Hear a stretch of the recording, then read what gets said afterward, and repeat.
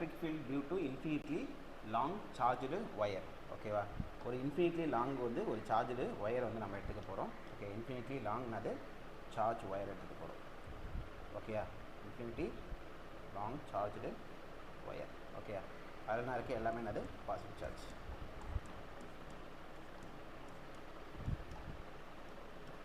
Okay, அப்போ electric field வந்து என்னது அவுட்வர்டாக போகும்.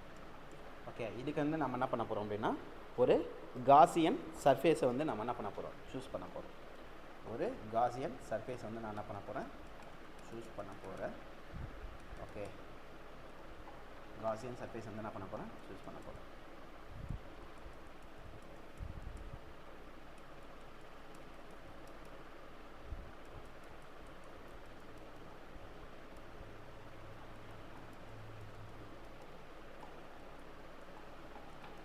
ஓகே, ஒரு காசியன் சர்ஃபேஸ் வந்து சூஸ் பண்ணியிருக்கேன்.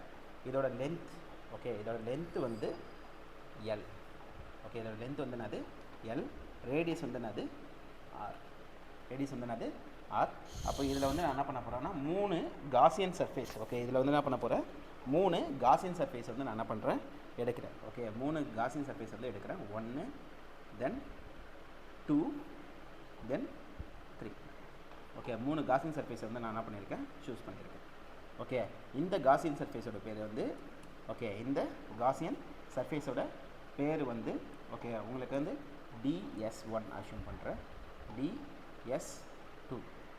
ஓகே, இது DS1, இது DS3. ஓகே, அது வந்து normal line. Okay, electric field எப்பயுமே என்ன இருக்கும், ப்ளஸ்னா எலக்ட்ரிக் ஃபீல்டுனா அது அவுட்வர்ட் வரும். இது வந்து எலக்ட்ரிக் ஃபீல்டு. ஓகே, இது என்னது எலக்ட்ரிக் ஃபீல்டு. இதுலேயும் எலக்ட்ரிக் ஃபீல்டு வந்து அவுட்வர்ட் தான் வரும். ஓகே, இதுலேயும் எலக்ட்ரிக் ஃபீல்டு எப்படி இருக்கும், அவுட்வர்ட் தான் வரும். சரிங்களா, எலக்ட்ரிக் ஃபீல்டுனாது அவுட்வர்ட் இருக்கும். அப்போது இது என்ன டிகிரியில் இருக்குது அப்படின்னா, இது என்ன ஆங்கிளில் இருக்குது, 90 டிகிரி. இது என்ன இருக்குது 90 டிகிரி. ஓகேவா, இது என்னது பேரலல். அப்போ பேரலல் என்னது, தீட்டா வந்து என்னது 0. தீட்டா வந்து என்னது 0. சரிங்களா, ஸோ இவ்வளோ தான் இதுலேருந்து நம்ம எழுதிக்கிறது. சரியா, இப்போ என்ன பண்ண போகிறோம் அப்படின்னா, இப்போ நான் சூஸ் பண்ணியிருக்கோம் அப்படின்றத எழுதலாம். சரிங்களா, இப்போது சார்ஜ் டென்சிட்டி. ஓகே, இந்த சார்ஜ் டென்சிட்டி, சார்ஜ் டென்சிட்டி. அப்போது சார்ஜ் டென்சிட்டி அப்படின்னா இந்த இடத்துல என்ன பண்ணியிருக்காங்க அப்படின்னா லேம்டான்ற லெட்டர் யூஸ் பண்ணியிருக்காங்க. அப்போ லேம்டா ஈக்குவல் டு அது charge per unit length. Charge per unit length தான் நம்ம என்ன சொல்லுவாங்க அப்படின்னா சார்ஜ் டென்சிட்டின்னு சொல்லுவாங்க. அப்போ Q ஈக்குவல் டு அதுப்பா lambda L. Q equal to அது லேம்டா எல் அப்படி சொல்லிட்டு சொல்லலாம். சரிங்களா, இப்போது ஃப்ளக்ஸோட ஃபார்முலா தெரியும். அப்போ ஃப்ளக்ஸ் ஈக்குவல் டு அதுமா closed integral of, okay, E dot DS. E dot DS. Okay, இப்போ இந்த இடத்துல என்னது நம்ம வந்து 3 காம்போனன்ட் எடுத்திருக்கோம். அப்போ 3 காம்போனண்ட்டை இப்போ நம்ம வந்து பிரித்து எழுதணும். ஓகே, ஃபஸ்ட்டு வந்து S1. ஓகே, அது என்னது E dot DS. Okay, second என்ன பண்ணியிருக்கோம் S2. ஓகே, அது என்னது E டாட் டிஎஸ். தேர்ட் என்ன பண்ணியிருக்கோம் S3. அப்போ S3 என்னது E dot DS. E dot DS. இதில் நம்ம என்ன பண்ணியிருக்கோம் அப்படின்னா இந்த E, ஓகே, E வந்து, ஓகே, E வந்து parallel to, okay, parallel to DS1. DS1 வந்து parallel-ஆ இருக்குது. E வந்து perpendicular to, okay, perpendicular to DS2க்கும் வந்து perpendicular-ஆ இருக்குது. ஓகே, DS3க்குன்னு அது perpendicular-ஆ இருக்குது. ஓகே, அப்போது இந்த இடத்துல நம்மளுக்கு என்ன வரும் அப்படின்னா, ஓகே, இப்போ இந்த இடத்துல இன்டெக்ரல், லைன் இன்டெக்ரல். ஓகே, அப்போ E, ஓகே, அப்போ என்ன பண்ணிக்கலாம், இதை integral E, okay, DS1 cos 0 plus integral E DS2 cos 90 plus integral E, okay, line integral, okay, E ds cos 90 degree. Because A dot பின்னா நம்ம டாட் ப்ராடக்ட் பண்ணும்போது இப்படி வந்துடும். சரியா, அப்போது cos 90யோட வேல்யூ என்னது, cos 90யோட வேல்யூ 0. அப்போ 0ன்னு இது ரெண்டுமே என்னது 0 ஆகிடும்.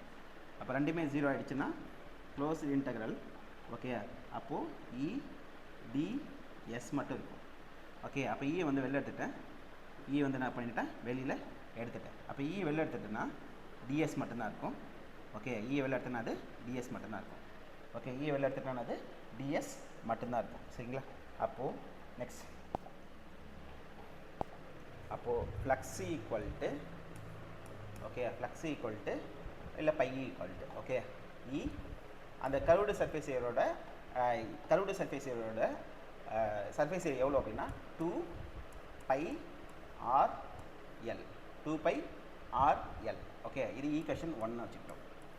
நம்மளுக்கு காஸ்லா தெரியும் அக்கார்டிங் டு காஸ்லா தெரியும் according to Gauss law okay காஸ்லா என்ன சொல்லியிருக்கு okay electric flux phi equal to q by அது எப்சிலன் நாட் அப்படின்னு சொல்லியிருக்கு. இதை 2ன்னு வச்சுச்சு. அப்போது q by epsilon not okay அப்படின்னு சொல்லிட்டு சொல்லியிருக்கு. அப்போ என்னது q by epsilon naught equal to okay E into 2πr L. அப்போது இ ஈக்குவல் டுனா இதெல்லாம் q பை 2πr L அப்படின்னு சொல்லிட்டு எழுதலாமா. இ ஈக்குவல் டுனா அது q 2πr L அப்படின்னு சொல்லிட்டு எழுதலாம். ஓகே அப்போது இ வெக்டார் ஈக்குவல் டு ஓகே அப்போ க்யூக்கு வந்து நம்ம வந்து இங்கே எழுதியிருக்கோம். க்யூக்கு வந்து கண்டுபிடிச்சி வச்சுருக்கோம். க்யூக்கு என்ன கண்டுபிடிச்சிருக்கோம் q ஈக்குவல் டு லாம்டா எல்னு சொல்லியிருக்கோம். அப்போது lambda L divided by 2πr L. அப்போ இந்த எல்லையும் எல்லையும் கேன்சல் ஆகிடும். அப்போ E equal to lambda by 2πr okay.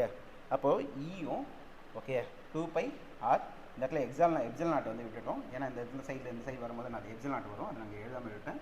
அப்போ இந்த இடத்துல நான் எப்சிலன் நாட் ஓகே இங்கேயும் அது எப்சிலன் நாட் இங்கேயும் அது எப்சிலன் நாட். அப்போ இ ஈக்குவல் டு என்னதுப்பா lambda 2π epsilon naught r okay epsilon naught இந்த இடத்துல எழுதாமல் விட்டோம் சரி ஓகே. ஏன்னா இது இந்த சைடில் வரும்போது நான் எப்சிலன் நாட் வந்து போடுவேன் சரிங்களா.